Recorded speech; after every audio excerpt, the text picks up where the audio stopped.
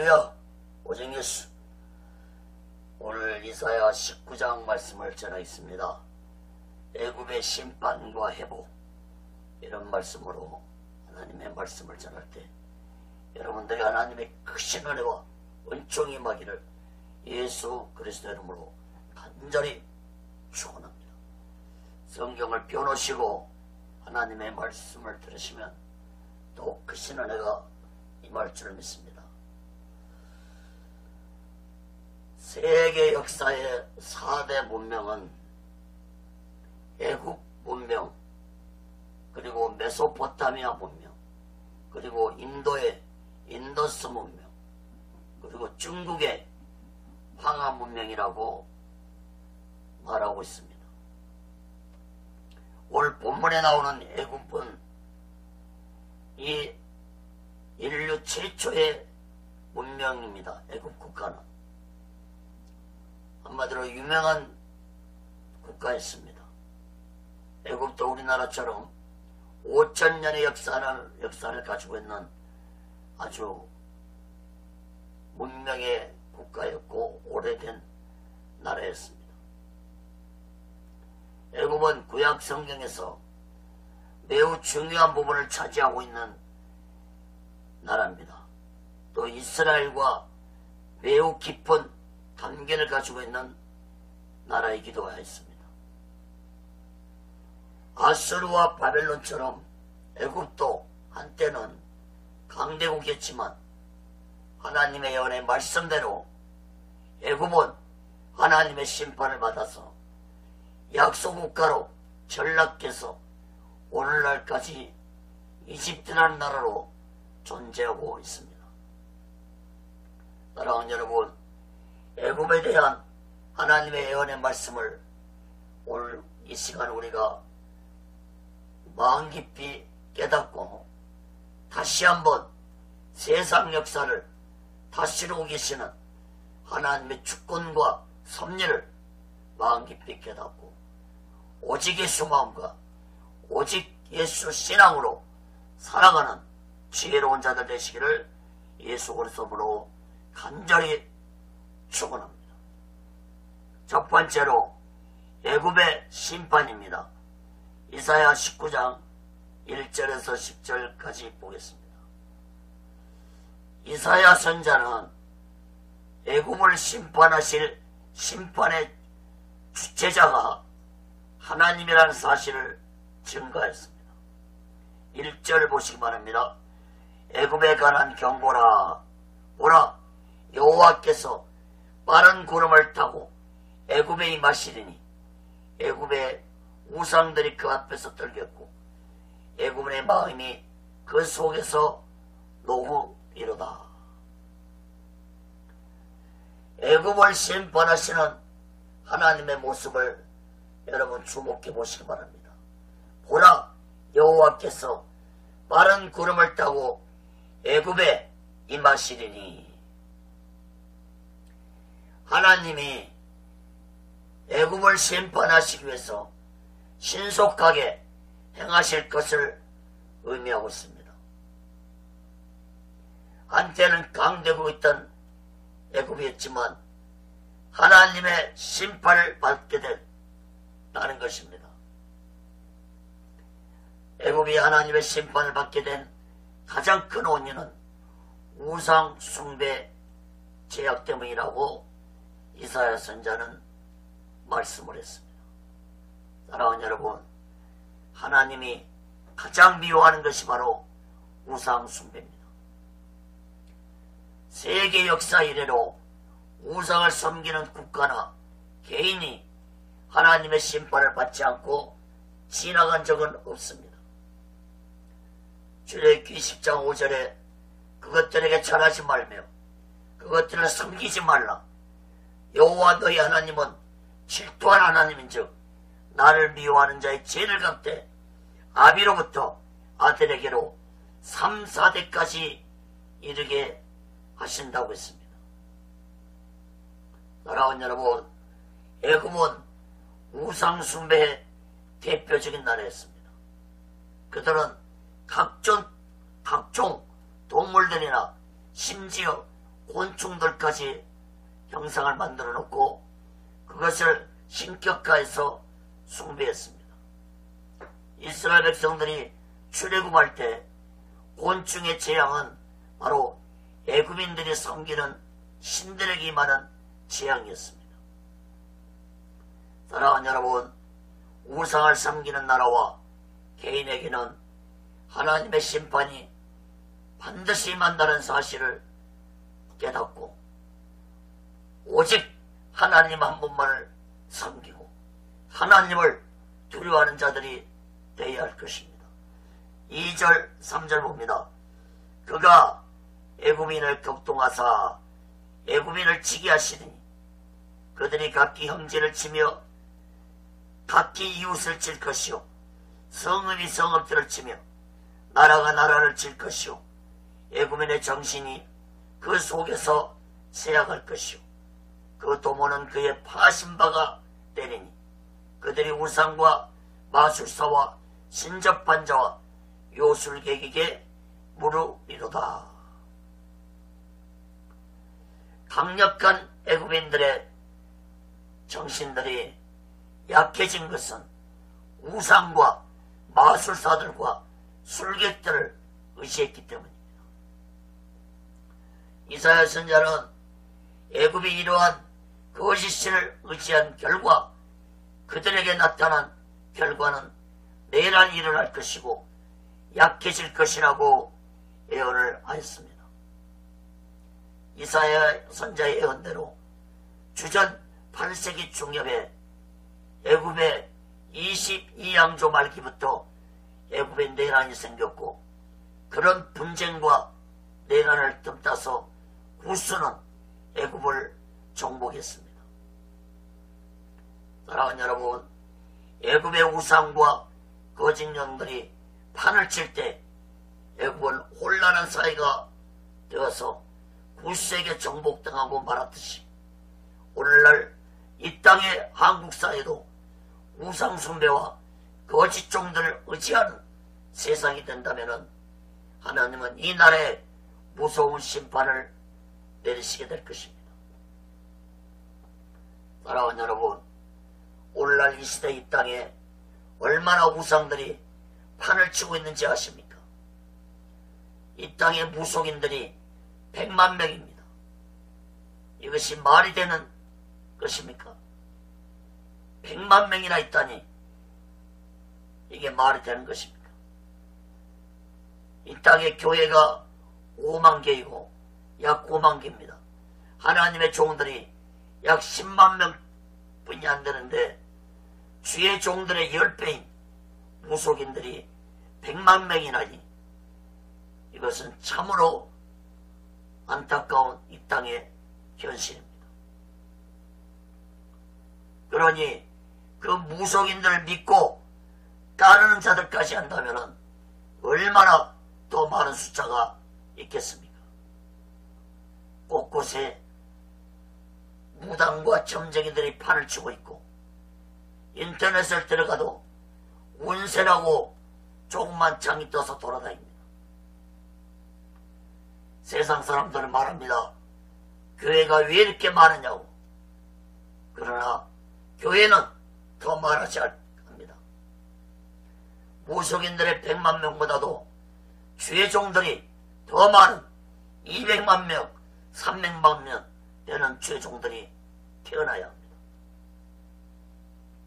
중국은 주의 종들이 없어서 성도들 4만 명의 주의 종이 한 명이 속해 있다고 합니다.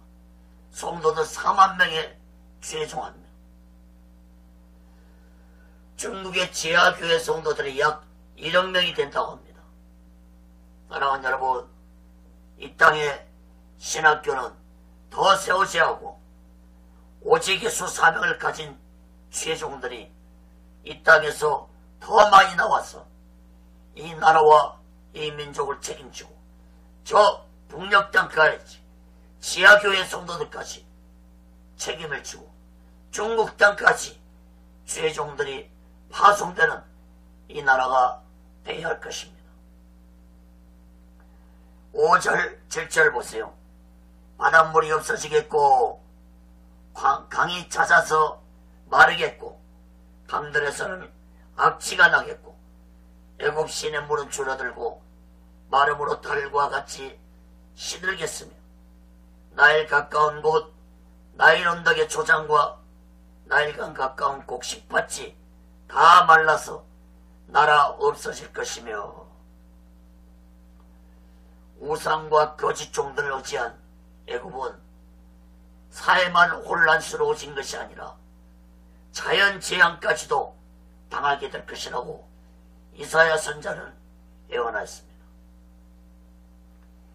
애굽의 젖줄구인 나일강이 마르고 강에서 악취가 난다는 것은 애굽의 나일강이 말라서 가뭄과 기근이 많은 무서운 자연재앙을 의미합니다. 나일강이 마름으로 인해서 농사는 짓지 못해서 기근과 가뭄 속에서 애굽이 허덕이게 될 것이라는 예언의 말씀을 이사야 선자는 전했습니다. 9절 10절도 보세요. 어부들은 탄식하며 무릇 나일강에 낚시를 던지는 자는 슬퍼하며 물에 그물을 치는 자는 피곤할 것이며 새 마포를 만드는 자와 백목을 짜는 자들이 수치를 당할 것이며 애굽의 기둥이 부서지고 품꾼들이 다 마음에 근심하리라. 어부들이 탄식할 것이라고 했습니다. 나일강에 낚시를 던져도 고기가 잡히지 않냐므로 어부들이 슬퍼할 것이라고 했습니다. 그물을 쳐도 고기가 잡히지 않냐므로 피곤해 지칠 것이라는 것입니다. 또한 새 마포를 짜는 자들도 수치를 당하게 될 것이라고 했습니다. 나일강에서 생산되는 마의 종류인 아마라는 것으로 만든 이 세마포옷은 애굽이 자랑하는 귀한 옷이었습니다. 그런데 나일강의 가뭄으로 인해서 이런 귀한 옷도 만들지 못하게 될 것이라는 것입니다. 사랑하는 여러분, 세상 마지막 날에도 가뭄과 기근이 올 것이라고 성경은 예언하고 있습니다. 마태복음 24장 7절에서 예수님은 민족이 민족을 나라가 나라를 대적가 일어나겠고 처처에 기근과 지진이 있을 것이라고 했습니다. 사랑하는 여러분, 하나님을 두려워하지 않고 우상을 섬기는 이 세상의 마지막 날도 전쟁과 기근과 지진 속에서 하나님의 심판을 받을 것입니다. 요한계시록 6장에 보면은 셋째 인이 떼어질 때 검은 말이 나오는데 온 세상에 기근을 가져다주는 재앙을 의미합니다. 계시록 5장 6절을 보시기 바랍니다. 셋째 인을 떼실 때에 내가 들으니 셋째 생물이 말하되 오라 하기로 내가 보니 검은 말이 나오는데 그 탄자가 손에 저울을 가졌더라. 내가 내 생물 사이에서 나는 듯하는 음성을 들으니 가로되 한 데나년에 밀 한 대요 한 데나년에 보리 썩더라. 또 감람류와 포도주는 잊지 말라 하더라. 사랑하는 여러분, 밀 한 대에 하루 한 사람의 식량이 될 그런 것입니다.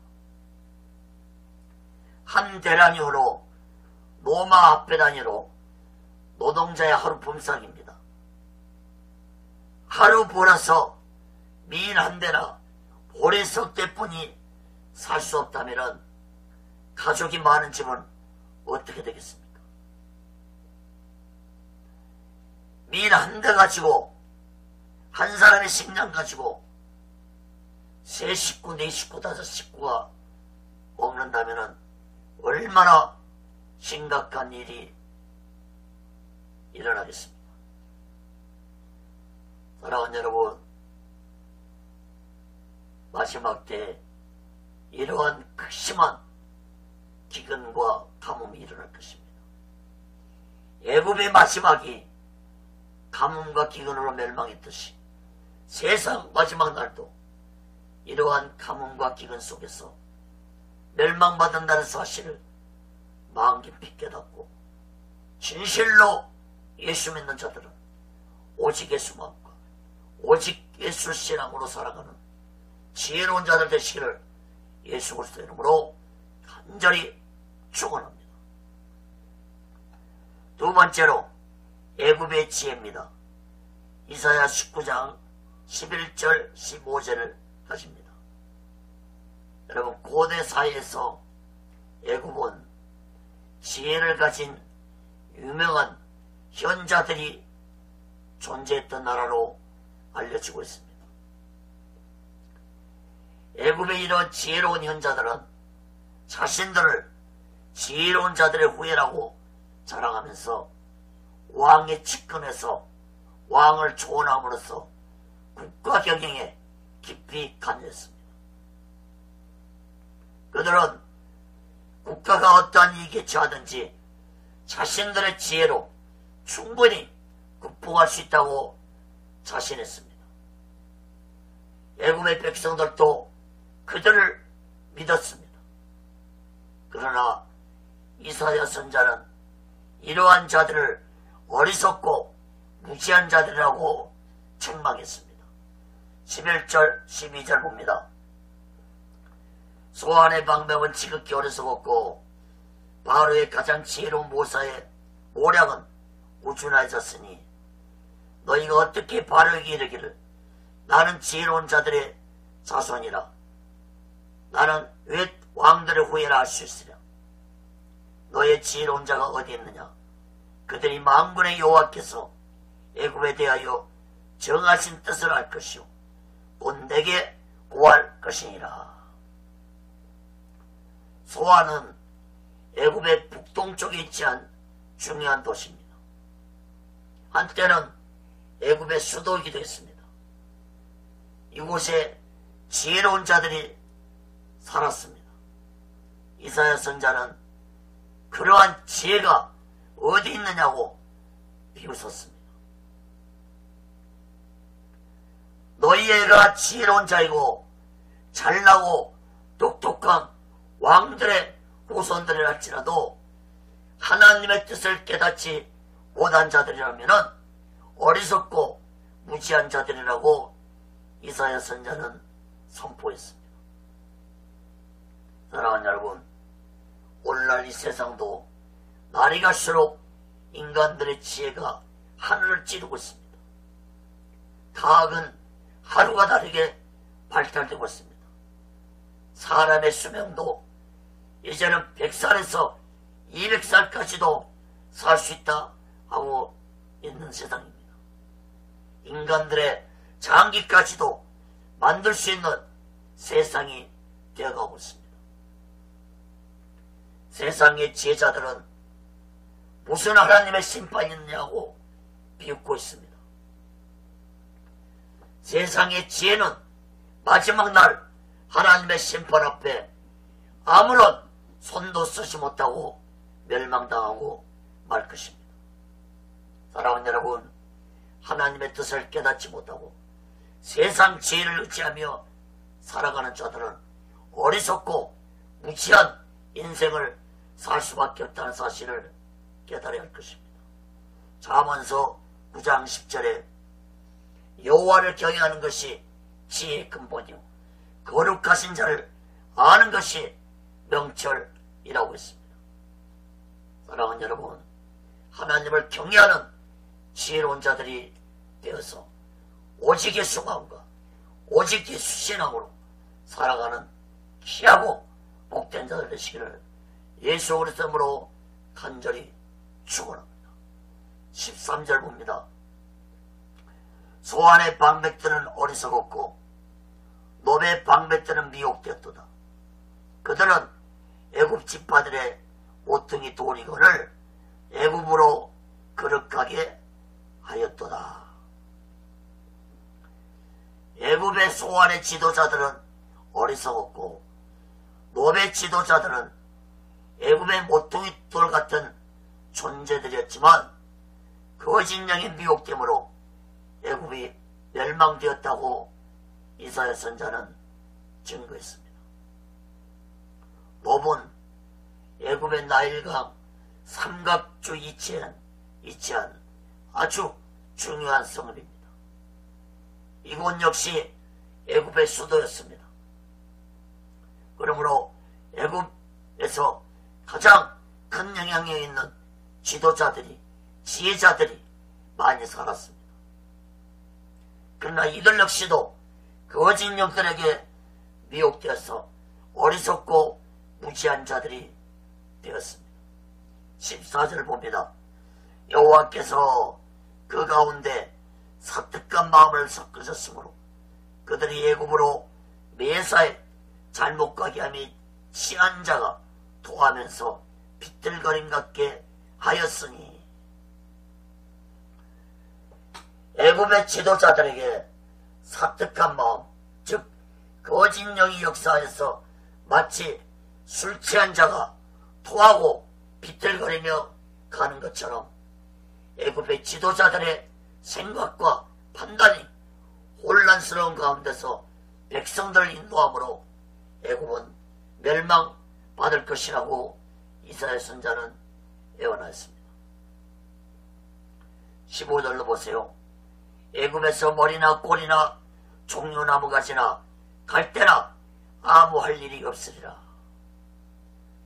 머리나 종려나무는 지도층과 부자들을 말합니다. 꼬리나 갈대는 애굽의 일반 백성들과 가난한 서민층을 의미합니다. 이들 모두가 하나님의 심판 앞에서 무엇을 어떻게 행동해야 할지 모르고 우왕좌왕하며 멸망할 것이라고 이사야 선자는 말씀을 예언했습니다. 사랑하는 여러분, 애굽이 어떤 나라였습니까? 애굽의 문명은 세계를 지배할 정도로 놀라운 지혜를 가지고 있었던 나라였습니다. 그러나 그들의 지혜가 하나님의 심판 앞에는 아무런 소용도 못하는 무용지물이 되고 말았다는 사실을 깨닫기 바랍니다. 사랑하는 여러분, 세상적인 지혜를 너무 의지하지 마시기 바랍니다. 나의 지혜를 너무 의지하지 않기를 바랍니다. 하나님을 경외하는 것이 지혜의 근본이라는 사실을 마음 깊이 깨닫고 오직 예수 마음과 오직 예수 신앙으로 하나님을 두려워하면서 오직 예수 그리스도만을 진실되게 믿고 살아가는 지혜로운 자들 되시기를 예수 그리스도로 간절히 축원합니다. 세 번째로, 그날에 이사야 19장 16절 25절 끝절까지 애굽을 심판을 예언한 이사야 선자는 애굽의 회복에 대해서 예언을 했습니다. 16절부터 25절까지 그날이라는 말씀이 6번 언급되면서 애굽이 영적으로 육적으로 회복될 것을 예언했습니다. 예언서에서 그날은 이중적인 계시가 있다는 말씀을 수없이 들었습니다. 그러므로 애굽이 회복되는 그날은 곧 마지막 때에 모든 민족들이 영적으로 회복되기 원하는 그날이라는 사실을 깨달아야 할 것입니다. 이사야 선자는 마지막 그날에 모든 민족들이 하나님의 존재에 대해서 예수 그리스도에 대해서 분명하게 깨닫고 구원받기 원하는 마음으로 하나님의 말씀을 선포했습니다. 16절 17절 봅니다. 그날의 애굽인이 부녀와 같을 것이라.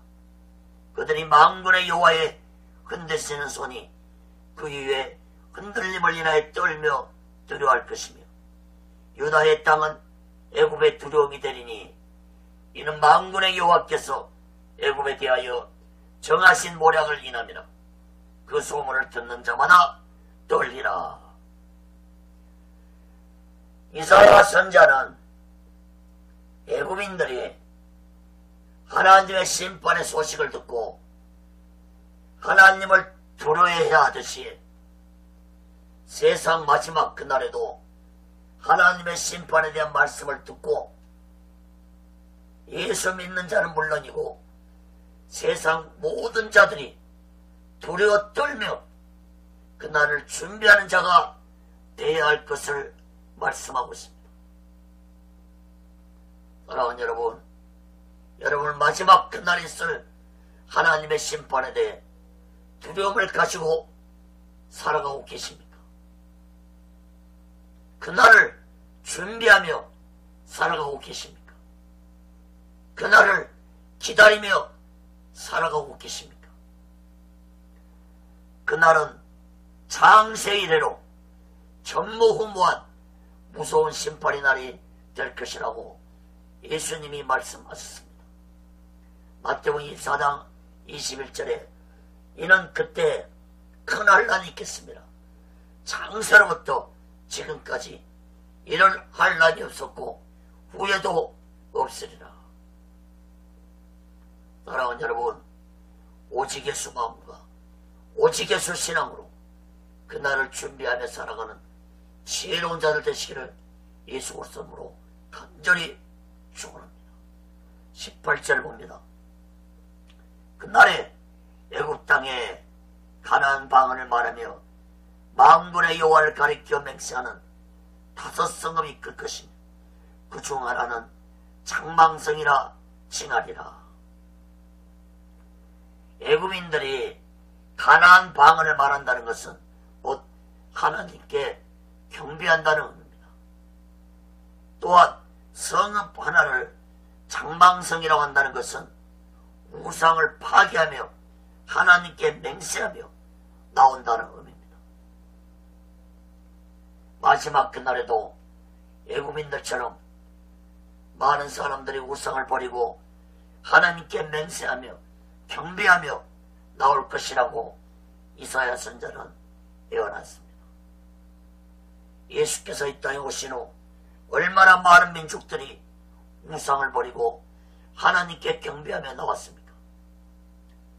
우리나라를 보더라도 우상을 섬기던 불교의 국가였던 이 민족이 예수 믿고 얼마나 큰 축복을 받은 민족이 되었습니까? 19절 20절도 보세요. 그날에 애굽 땅 중앙에는 요알리아의 제단이 있겠고 그 변경에는 요알리아의 기둥이 있을 것이요 이것이 애굽 땅에서 만군의 여호와여 표적과 증거가 되리니 이는 그들이 그 압박하는 자의 영고로 여호와께 부르짖겠고 여호와께서는 한 구원자 보호자를 보내사 그들을 건지실 것이니라. 사랑하는 여러분, 이사야 선자의 예언대로 주전 160년경에 애굽 땅 중앙에 하나님의 성소가 세워졌습니다. 그때 유다의 제사장 오니아스 4세는 고국에서 도망가서 애굽에 망명하면서 애굽의 톨레미 왕으로부터 예루살렘에 있는 성전과 똑같은 성전을 지을 수 있도록 허락을 받아서 애굽 땅 중앙에 하나님의 성전을 지었습니다. 이때 오니아스는 자신이 세운 성전이 이사야 선자의 예언에 근거한 것이라고 말했습니다.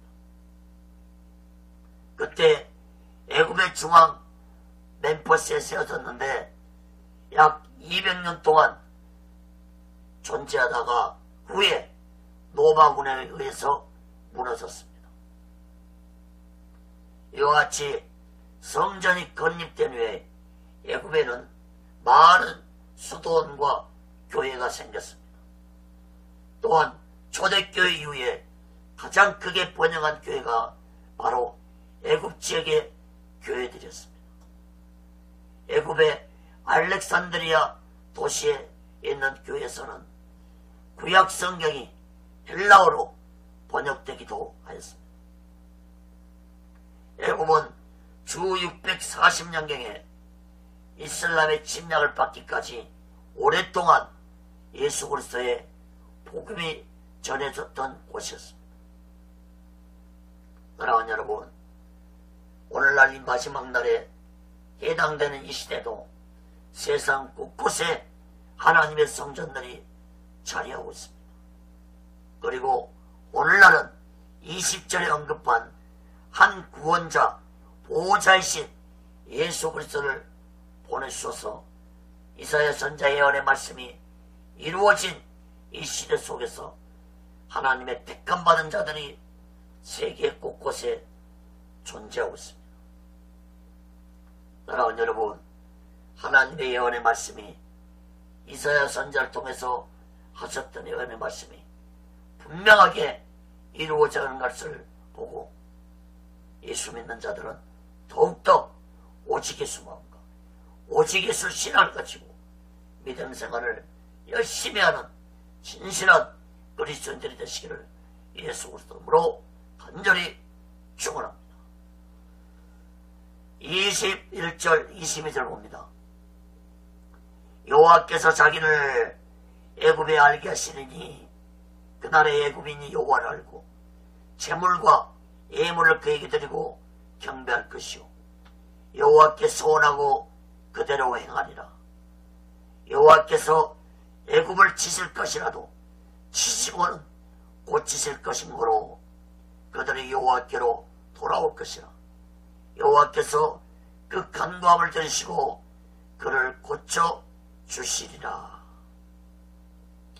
이스라엘 선자는 그날에 애굽인들이 하나님을 알고 제물과 예물을 드리고 경배하고 소원하며 또한 소원한 것을 그대로 지킬 것이라고 예언했습니다.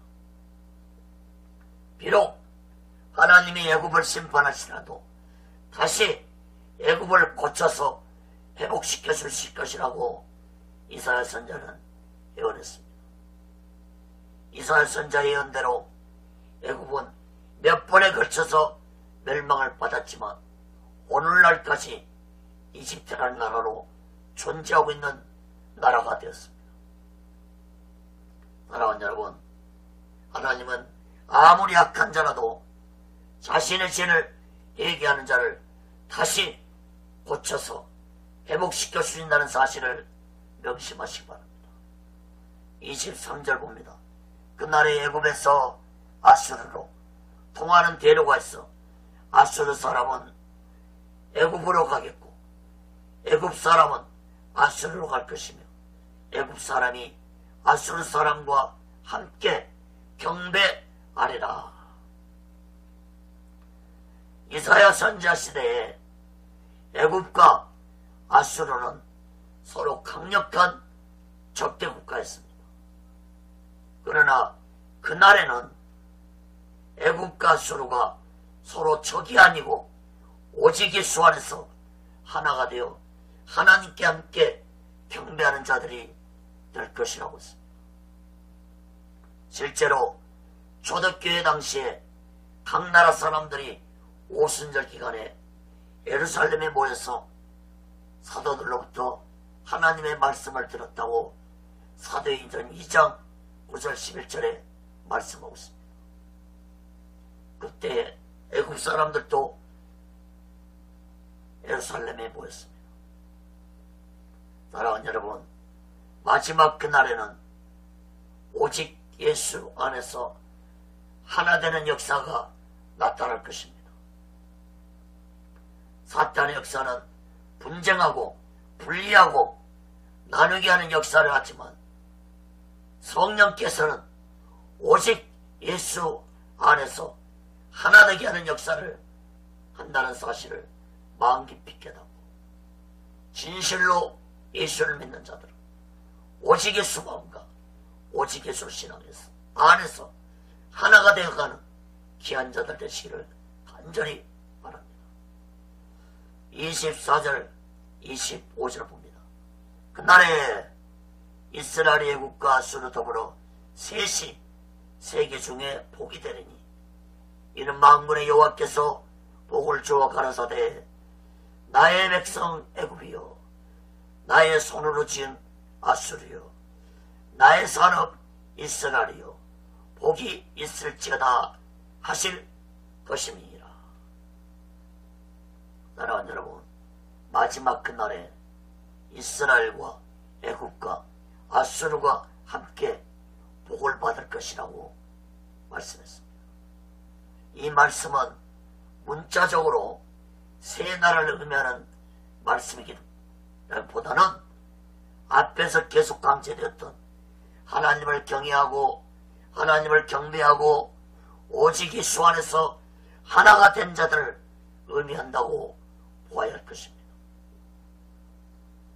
나의 백성 애굽이요 나의 손으로 지은 아수리요 나의 산업 이스라엘이요 이렇게 언급하신 말씀은 어느 국가를 의미하는 말씀이나 보다는 하나님의 택하심을 받은 모든 자들을 의미한다고 보아야 할 것입니다. 그날에 하나님은 마지막 그날에 하나님은 전 세계 모든 민족을 오직 예수 믿는 자들을 오직 예수 안에서 하나가 되게 하실 것입니다. 하나님은 자신의 죄를 회개하고 오직 예수 안에서 믿음으로 살아가는 모든 자들을 세상 끝날까지 온전히 지켜주시고 보호해 주실 것을 25절 마지막 절에서 강조하고 있다는 사실을 깨닫기 바랍니다. 사랑하는 여러분, 하나님은 자신의 택하심을 받은 자가 하나님의 법을 떠나지 않고 오직 예수 그리스도를 믿고 의지하고 오직 예수 믿음을 가지고 살아가는 자라면 세상 끝날까지 지켜주시고 보호해 주실 것이라는 사실을 반드시 믿으시기 바랍니다. 마지막 그날에 하나님의 택한 자들은 하나님의 백성들이 될 것입니다. 하나님의 손으로 지켜줄 것입니다. 하나님의 사람이 될 것입니다. 예수님도 마태복음 28장 20절에서 약속하셨습니다. 세상 끝날까지 너희와 항상 함께 하리라. 사랑하는 여러분, 마지막 세상 끝이 언제인지 우리는 알 수 없지만 날마다 예수 믿는 자들은 오직 예수 마음과 오직 예수 신앙으로 오직 예수 안에서 진실한 믿음을 가지고 살아가는 그리스도인들이 되시기를 예수 그리스도 이름으로 간절히 축원합니다. 말씀을 맺겠습니다.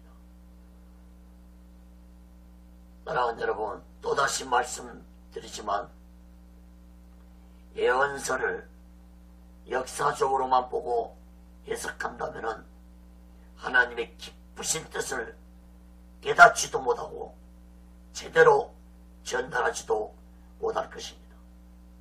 그러므로 예언서는 이중적인 계시의 말씀으로 해석해야 한다는 사실을 깨닫기 바랍니다. 13장부터 23장까지 계속되는 각 나라들의 멸망과 심판의 예언의 말씀을 보면서 진실로 예수 믿는 자들은 하나님의 주권을 마음 깊이 깨닫고 하나님을 두려워하며 예수 그리스도를 온전히 믿고 살아가는 자들이 되어야 할 것입니다. 사랑하는 여러분, 애굽의 심판과 애굽의 회복에 대한 예언의 말씀대로 애굽은 한때 하나님의 심판으로 멸망되었지만 다시 회복되어서 오늘날 이집트라는 나라로 존재하고 있지만 다시는 애굽은 강대국의 모습을 갖지 못하고 약소국가로 살아가는 나라가 되었습니다.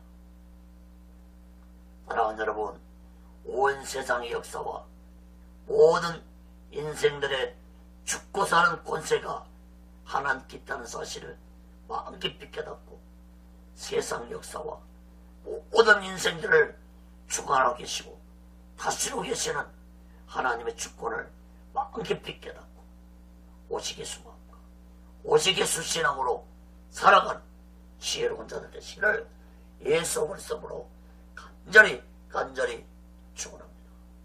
기도하겠습니다. 거룩하신 하나님 아버지, 애굽에 할애했던 그 역사 또한 하나님의 심판의 예언의 말씀으로 멸망받고 말았습니다.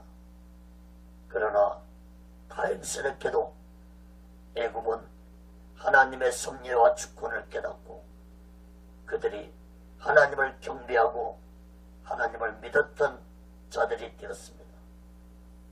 아버지 하나님, 이 땅에도 많은 예수를 믿고 하나님을 경배하는 자들이 살아가고 있습니다. 아버지 하나님, 진실로 저들이 오직 예수 안에서 하나가 되어서 마지막 그날에 진실로 오직 예수 안에서 하나가 되어서 하나님의 영광을 나타내는 귀한 자들이 되게 도와 주옵소서. 오직 예수 올려놔 세워주시고 인도하시고 다스려 주옵소서. 모든 것 감사하며 예수 그리스도로 간절히 기도합니다. 아멘.